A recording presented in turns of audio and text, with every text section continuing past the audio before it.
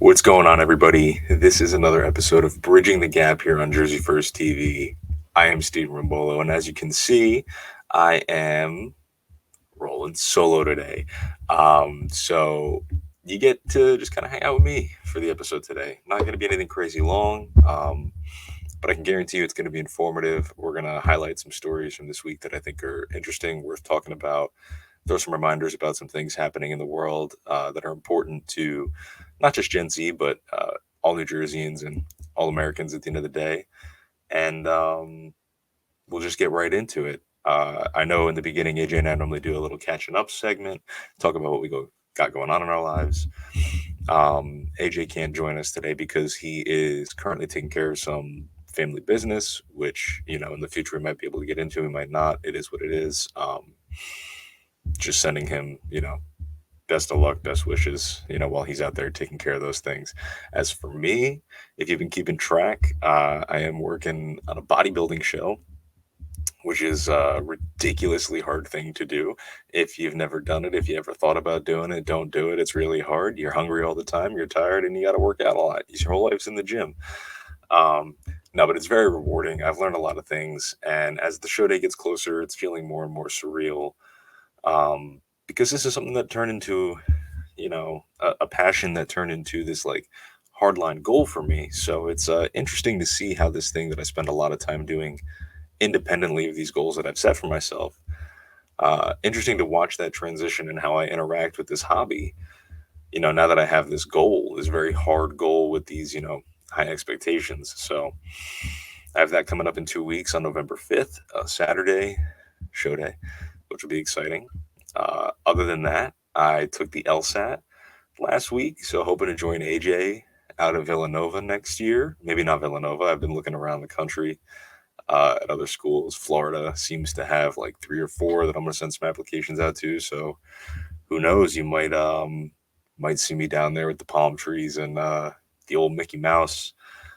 So took that, feeling really good about that. I've been working on applications, which is just on top of my commitment to the gym and work, just a ton of things going on in my life. For context, today started at 4:45 in the morning in the gym.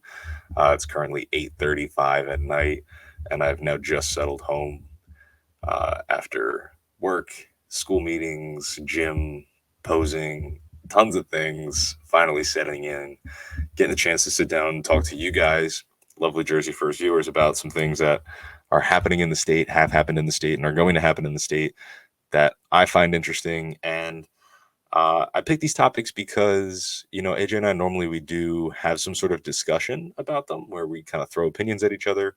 And I didn't think it was fair to choose anything really contentious, anything supercharged, because then you just be hearing my opinion on things with no rebuttal or, second look, essentially, from AJ. And that's just not the kind of broadcasting journalism standards that I personally want to partake in. So we're going to talk about some stories that I think are just agreeably informational, good things that you want to know about New Jersey, and we'll get into it. So I think the first most important thing, this happened last Thursday, October 13th. We were supposed to record then, but we had some things pop up, so we're going to talk about it now. There is this great company called Orsted. They used to be a Danish utility. They actually worked in oil for a very long time, and they transitioned into this renewable energy resource sort of powerhouse multinational corporation based out in Denmark.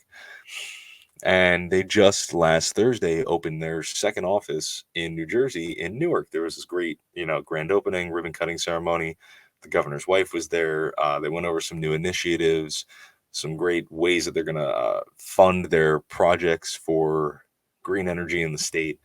And I think that this company, is somebody that we want in New Jersey, point blank. They are committed to social justice causes. They are committed to, obviously, 100% renewable resources and energy expenditures in the state. And, globally is their goal, which is why, they're based in Denmark and they got two headquarters in Jersey.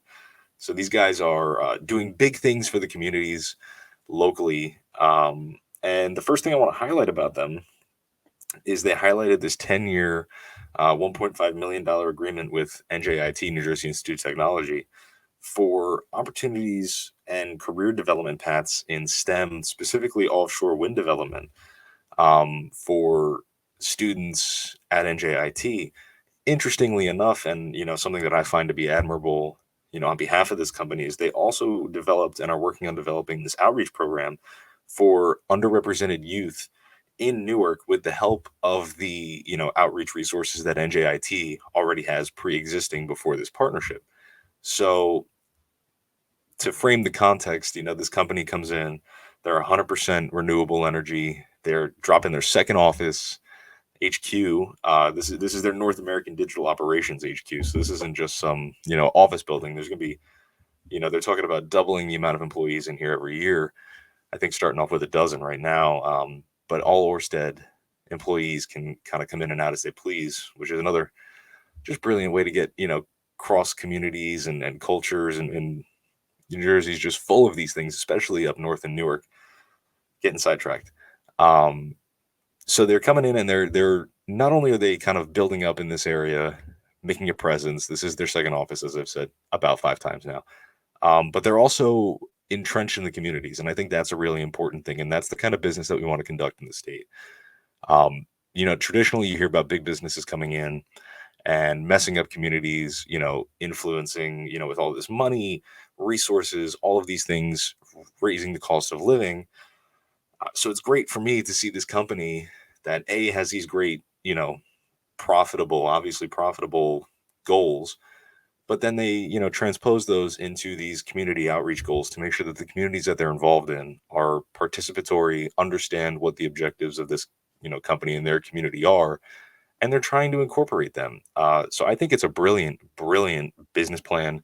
I'm happy to have Orsted here, for their second office. Their first one, they were back here in April, and they were talking about a partnership that they had signed down in Atlantic City to develop New Jersey's first offshore wind farm. So if you couldn't tell, offshore and onshore wind is kind of like their thing in the state. And to be honest, New Jersey is a perfect place for it. With the legislation that we have in place. We're the first state in the nation to incorporate climate change education K through 12. We're on the path to 100% clean energy by 2050. So these are stats also that I'm pulling from a tweet sent out by Tammy Murphy, Governor Phil Murphy's wife, who was at the ribbon cutting event for Orsted in Newark last Thursday, October 13th. So again, great things coming out of this company. This particular office in Newark is tasked with overseeing clean energy projects, again, onshore wind, solar, and hydrogen energy, which is something that you don't hear too much about. But based on my conversations with people who are involved in this company, direct employees, and tangentially other individuals in the field, hydrogen is like the next big thing. It is the new frontier in clean energy. And I'm just proud to be a part of a community in a state where we are taking the lead on these things and, sort of welcoming these businesses with open arms, allowing them to use our resources for something that ultimately is good for everybody. I think in the year 2022, if you are anti, green initiatives, if you are, vehemently opposed to this kind of business being in your state, I personally have to say that there's no hope for you, because this is the future. This is the way. It's efficient, it's clean, and it's profitable. So why would we not want those things in our state and in our communities? Doesn't make much sense to me. Uh, Another great thing, and speaking of community involvement with Orsted, they've also been involved with Rowan down near Glassboro area. So they have essentially been working. So this happened when they made their partnership in Atlantic City in April. They have this program down there at Rowan. They are delivering these environmental, economic, educational benefits throughout the entirety of the state, Atlantic City to Newark, right? This company is touching south to north, entrenching the communities, bringing about positive change, bringing in new people, profits, cultures, and technology that's going to make this state better, greener, and more sustainable. So, moral of the story here, and the thing that I really wanted to cover, is that New Jersey, right now, we are poised and we are very clearly accepting with open arms diverse, I would say, sort of futurist companies that are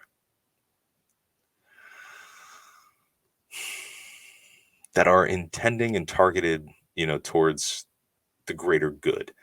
Um, and that's just something that, as a New Jerseyan, as a Gen Zer, somebody who generally has a distaste for big corporations and excessive wealth and companies that deal with regulatory issues, um, I'm happy to see this because this is a human issue, right? Absent of my opinions as a New Jerseyan, somebody who lives, you know, no more than 100 yards from the ocean, the thought of onshore and offshore wind farms is something that we've had to deal with. Conversations about that have been springing up with the governor for years.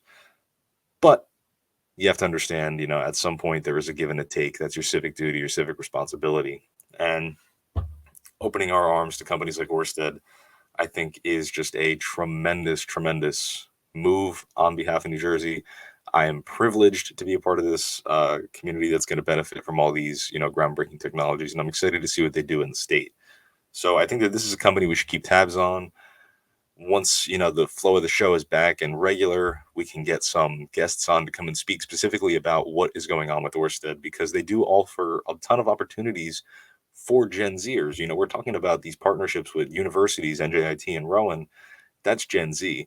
This is an opportunity for students in New Jersey to kind of get your foot in the door and become involved with these companies, these multinational corporations that are on the cutting edge, sort of the frontier of these new types of developmental technologies that deal with green energy. Why would you not want to take advantage of that? If nothing more, if at the end of it, you're just chasing the paycheck, there's tons of money to be made here because it's a brand new industry and we are leading the nation, it personally, and the laws and stats back this up. We are leading the nation on green energy.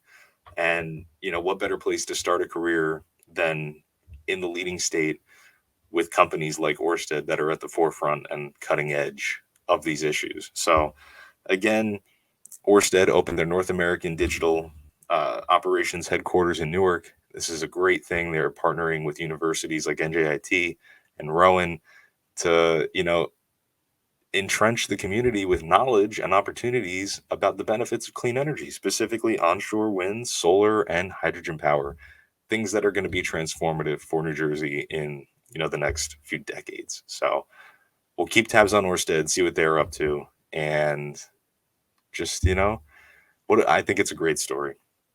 This is the part of the show where AJ and I would, have our banter, but that's absent today. So, like I said, not long, but informational. The next thing that I want to talk about with you guys is the midterms are coming up. So today I'm filming this on October 20th. This is a Thursday. The next big, so we already missed some deadlines. To be fair, your deadlines to register in person, by mail, or online were this past Tuesday, October 18th. So what's the next big deadline? Tuesday, November 5th, which is not this coming Tuesday, but the Tuesday after. So we can update you guys next week. But I just wanted to have this information out there because these are things that kind of need to be accounted for and planned for. In case you're requesting an absentee ballot, you're voting by mail, you're not really sure what's going on. This is a primary election. It is a midterm. So, we are, not dealing with the same rules that apply to a general election. So I just wanted to get this information out there. And there's this beautiful little spreadsheet that NBC News has compiled, and they give you access to all the information for all 50 states about the places and questions, that are being asked about when it comes to election day this year. So, real quick, I want to fire off some of these. This way, our listeners have it, Jersey First listeners have this, and it's just accessible on an easy platform. Can you vote by mail in New Jersey for any reason? Yes. You do not need a reason to vote by mail. Can you vote by mail without a notary or a witness? Yes. Is there an ID requirement? No. And can you drop your mail by can you drop off your mail-in ballot in person? Yes. There's certain offices, drop boxes that still are out there where you can go and drop these things off. Early voting, Saturday, October 29th is the first day you can vote early in person. This is 9 days away from today. Again, today is Thursday, October 20th. So by the time that you guys are hearing this on Saturday when this debuts, it'll be a week away. Saturday, October 29th is the first day that you can vote early in person in the state of New Jersey. So what is the last day You can vote early in person, Saturday, November 5th. You also do not need an ID to vote early in person. Here's where things get interesting and tricky. Can you register and cast your ballot on the same day as Election Day? No, you cannot. We have closed primaries. So, without getting into the technicalities and details of it, just know that you can't show up on Election Day and vote. As anti-democratic, personally, I would call it that. It seems that is just the way that the cookie crumbles here in the great state of New Jersey. So all that information is out there. That being said, I think it is important to know who is voting or who's running in your elections. And like we talked about, not last week, but the week prior, Tom Malinowski and his election in New Jersey's, I believe they're in the 4th congressional district. I'm sorry, 7th congressional district, is still heating up. This district, as we talked about, was redrawn and includes about 27,000 more registered Republicans. So this is meaning that it is a tough time for Tom Malinowski to win his reelection. He is pointed to as one of the individuals in the 2018 midterms whose, reelection to the House of Representatives sort of cemented the Democratic majority that still exists today. And I don't think the case is going to be any different now in 2022. So a lot of the, important and pivotal races for the control of the House come down to races like Tom Malinowski, who is in our backyard, or if you're a listener from New Jersey 7, in your district. So point here is, I think it's important that everybody does their due diligence, as a citizen, as a voting population, to understand who is on the ballot, what they stand for, what their values are, if they are an incumbent, what their voting record looks like, what have they been consistent on, what are they voting for, what are they not in favor of, and just kind of juxtaposing all of those things, collecting your thoughts and your opinions and making a thoughtful vote come election day, because elections have consequences. And I hate saying that, because it is the tacky, like, a liberal left-leaning line, but it is the truth. Elections have consequences. Who you allow to regulate and create the laws in any country, community, state, township, municipality, you can take it to any level, extrapolate it however you want, is tremendously important, because those are the rules and the relationships between those individuals who are elected that dictate a lot of how your day-to-day life goes, even though it may not seem like it. Just for context, even some of the rules that I was reading off about early voting have changed in the past 2 years. Who do you have to thank for that? Elected officials, right? So these races, in my opinion, are way more important, far more important than the general election races. Obviously, they're not as sensational. They are not as big ticket. They don't have, the CNN, the Fox News, the MSNBC draw and appeal to them. But just because CNN isn't reporting on your local election doesn't mean your local election is not important. So my message right now in this moment is, do your research, spend 5 minutes, Google, if you don't already know what your congressional district is, find out what your district is, find out who your representative is, find out who's running against them, and do some research so you can make a calculated, informed, and important personal vote come election day this year, because we are at a sort of crossing roads in our country right now. You have Joe Biden, who is planning or promising that if Democrats, retain control, to put up a, piece of legislation that would essentially codify Roe v. Wade into law. That's, a big appeal for a lot of Americans. You also have him, saying, keep these people in here and we'll work on, marijuana legalization at the federal level, or decriminalization. And at the end of the day, politics are going to be politics, but these issues do matter. And I don't want to negate the fact that these issues and their outcomes matter by chalking it up to election politics. That would be unjournalistic and, not a good use of my education. What I want to say is, it's so important to vote, and that's why this information is so important to just transmit to you guys, the listeners, Gen Z, anybody over the age of 18, or if you're not 18 by then, there's certain laws that if you're turning 18 within a few days, you might be able to vote, and that's on you to figure that out. But know the rules and regulations, know about early voting, mail-in ballots, what is necessary to register if you are registered. If you're not, I'm sorry, it is too late for this election. But election day is coming up. I will throw some more of these reminders at you guys next week and the week after that.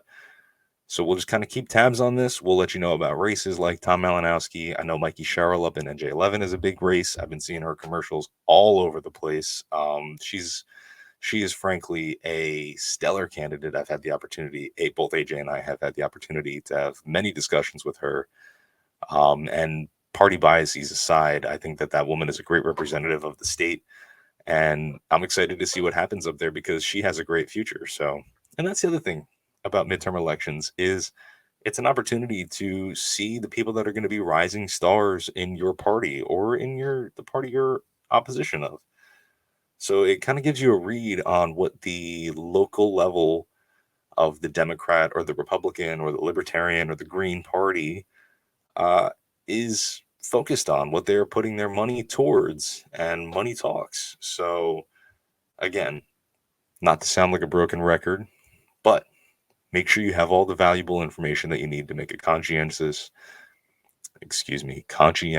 and thoughtful vote come election day, because midterms matter, elections matter, and I would argue it is your civic duty to make an intelligent vote at every opportunity you can. That is why we have this beautiful system.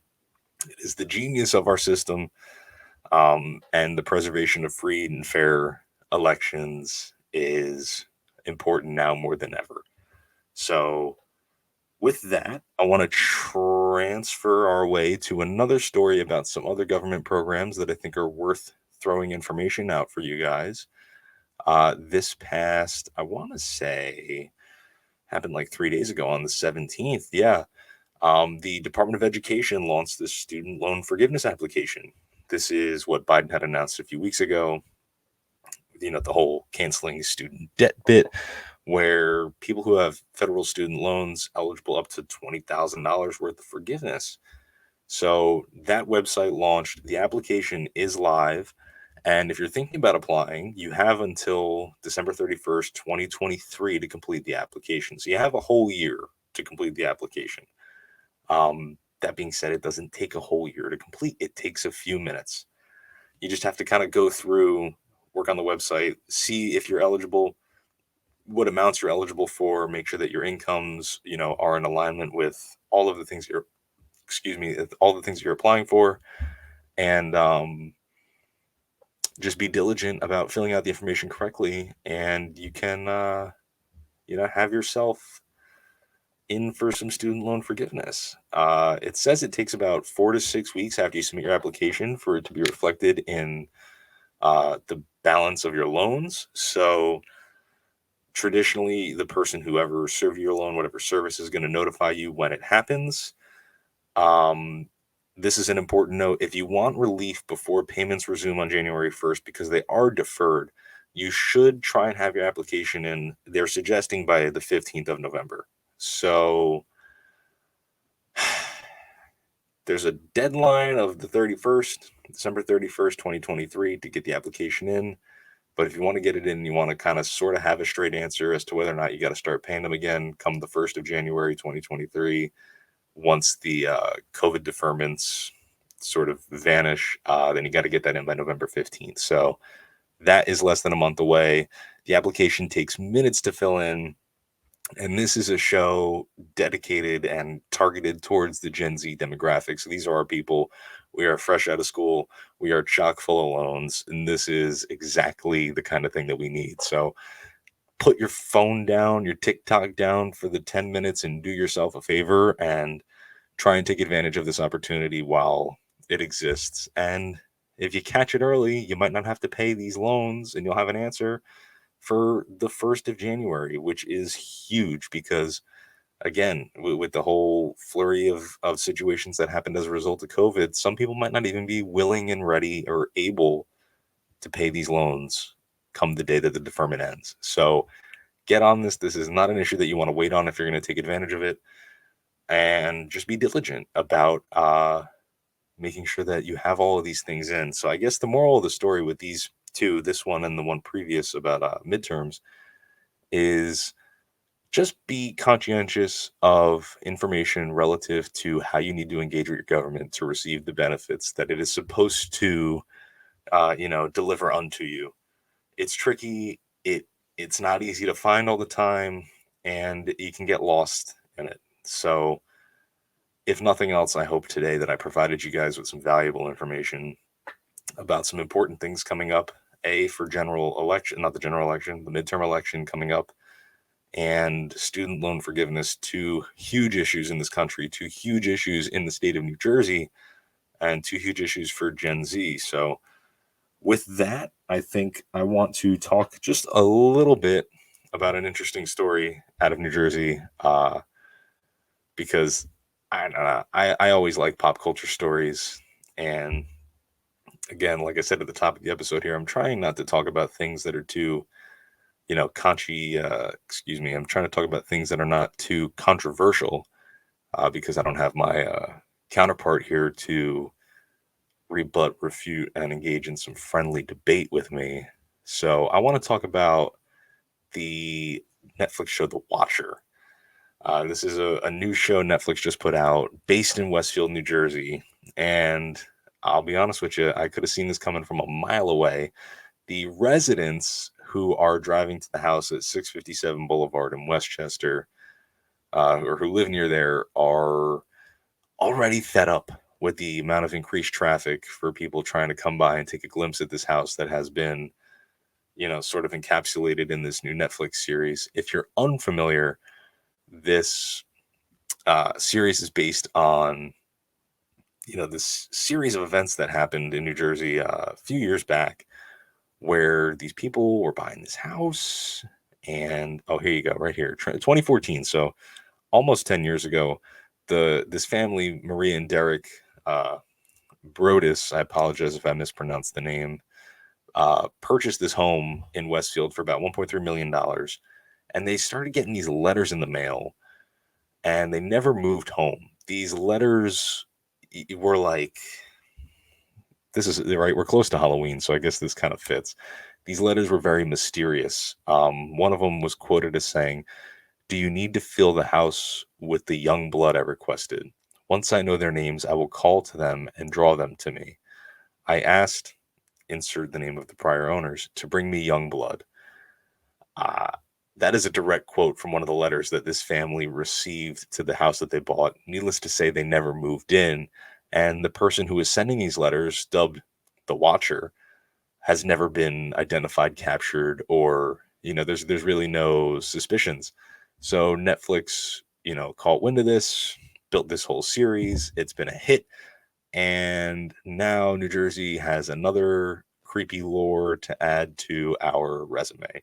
And we have some more residents who are ticked off in another town because there is increased traffic of people coming to see a house when, I'll be honest with you, the story has nothing to do with the actual house. So I don't know what you're driving to see. If I lived around that neighborhood, I would also be furious because, again, the show is not about the house. It's about the person who is watching the house. We have no idea who it is. They've never been identified. Why are you driving in my neighborhood? That's what I would say.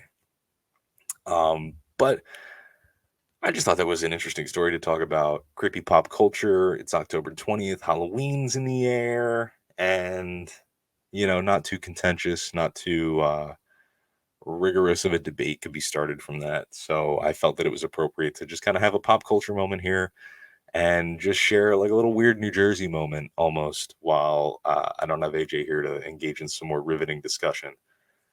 One last thing that I thought would be interesting to do today, while I was kind of riding solo bolo here, is I'm going to call it Steven's Book Club, because I've been doing a lot of reading recently.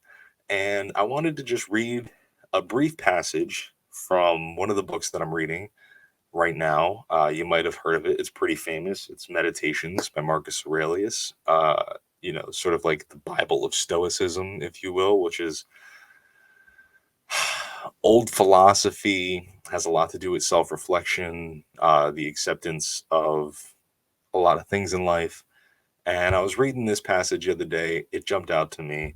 I had mentioned it in passing in conversation with a few friends, and it just seemed to resonate with a lot of people. And it's something that I wanted to share with the listeners here today and just kind of throw my opinions at it with you guys and hopefully have some sort of discussion about, in the future, what these words mean to you, how they apply to your life, and sort of what it means philosophically to acknowledge these feelings. So let me grab the book. I will read this quote to you guys, spew a little of my opinions on it at you, and then we can call it a wrap. So this is the book Meditations.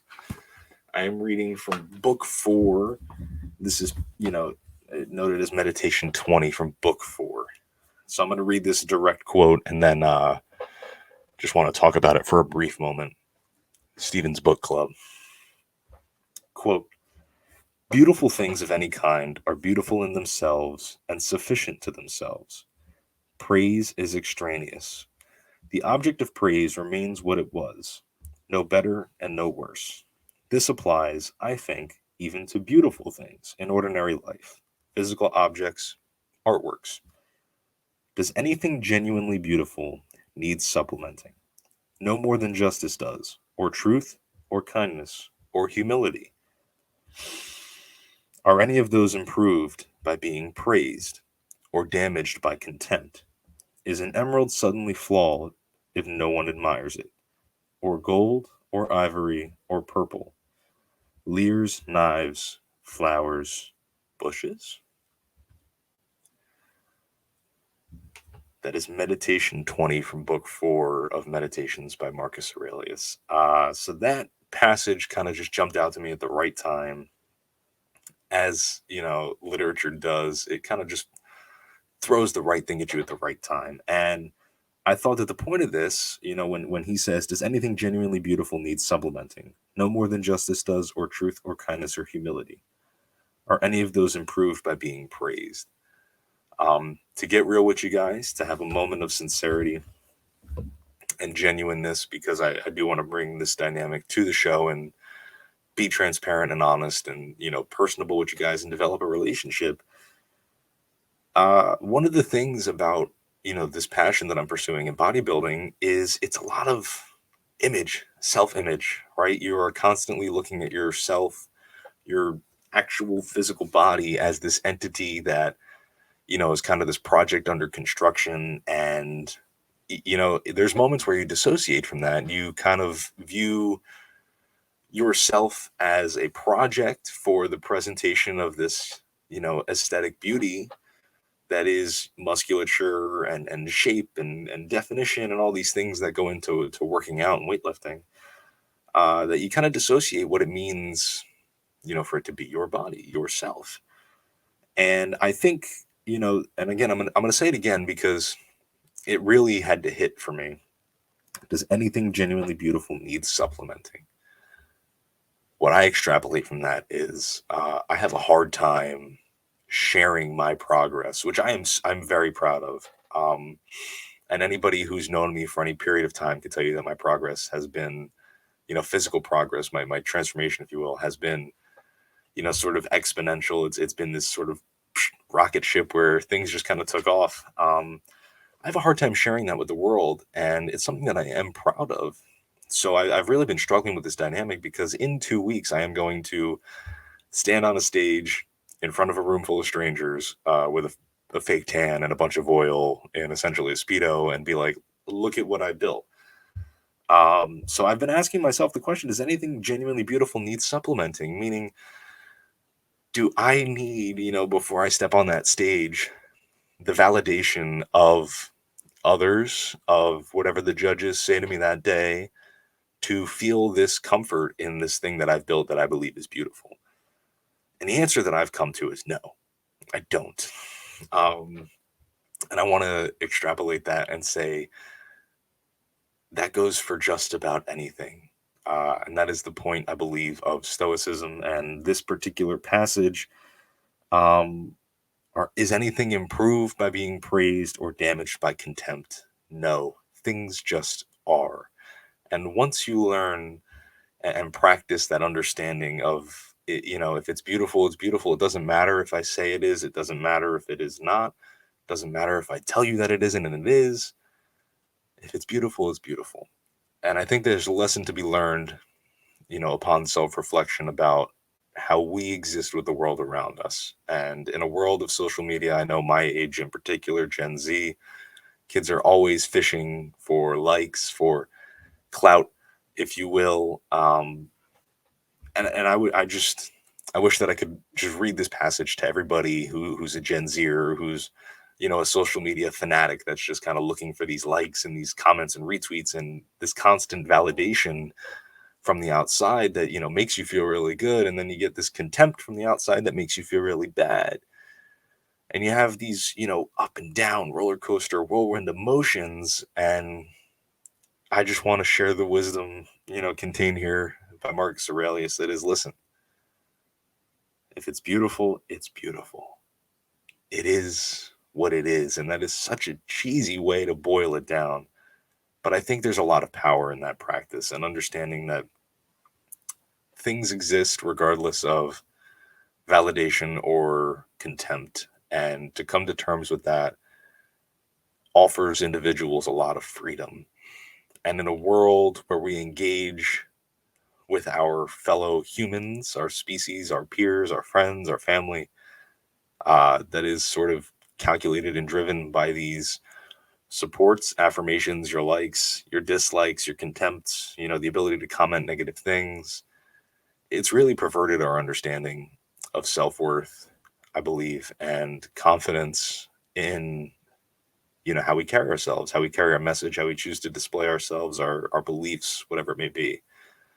So I want to leave this episode, just kind of talking about this, and hopefully that this quote leaves something with you guys, and you could take something from this and, ask yourself the question, is an emerald suddenly flawed if no one admires it? Think about what that means, and then understand that, in this linguistic metaphor, you are the emerald. Are you suddenly flawed if nobody admires you? If nobody likes your picture, if nobody tells you that your drawing is great, if nobody tells you, your body that you've been working on is what it is, does that mean it's not worth, the observation? Does that mean it's flawed? The answer is no. You're great as you are. Yeah, I want to leave it at that. So this has been a solo episode of Bridging the Gap for Jersey First TV. I am Stephen Rombolo, normally joined by my co-host AJ Malillo. He will be back with me next week. We will pick up. Hopefully, I can dig through this book. Maybe next week I'll have another quote for you guys, and I'll throw it at AJ on surprise. And we'll see what happens. So, again, thank you guys so much for listening. Make sure you have all the information that you need about your midterms, student loan forgiveness, and keep an eye out for Orsted. We're going to be talking about them. Hopefully we can get a guest on next week, talk about that project a little more and the development that's going on there. And remember, is an emerald suddenly flawed if no one admires it?